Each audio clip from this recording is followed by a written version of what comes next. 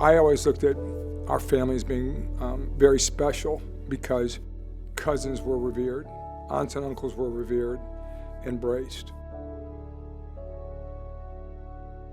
My family, very close to my dad. He was the track coach at the University of Iowa, passed away in November. My father was diagnosed with breast cancer in November, December 1995. That cancer did not reoccur. He ended up getting prostate cancer about 10 years ago. My cousin Denise, who I was extremely close to, she died of breast cancer. My Uncle Bill died of pancreatic cancer, very close. And my Uncle Jess had 3 forms of cancer.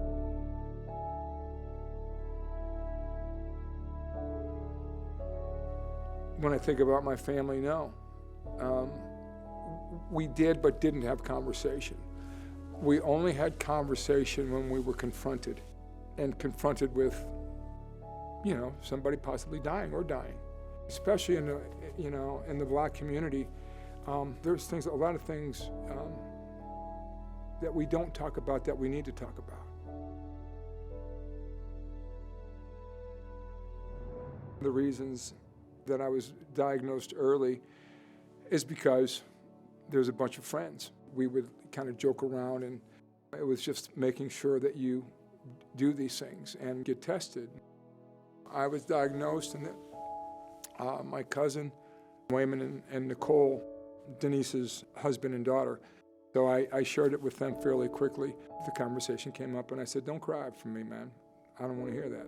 I said, "What I want you to do is get tested."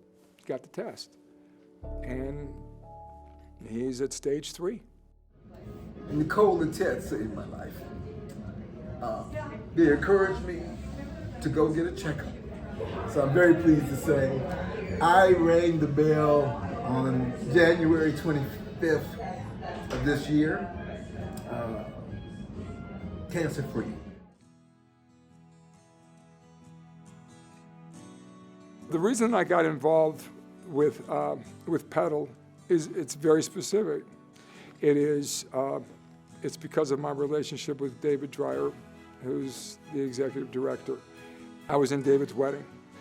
David was one of the first people I shared with that I had it. By me sharing this with him, my God, it was okay.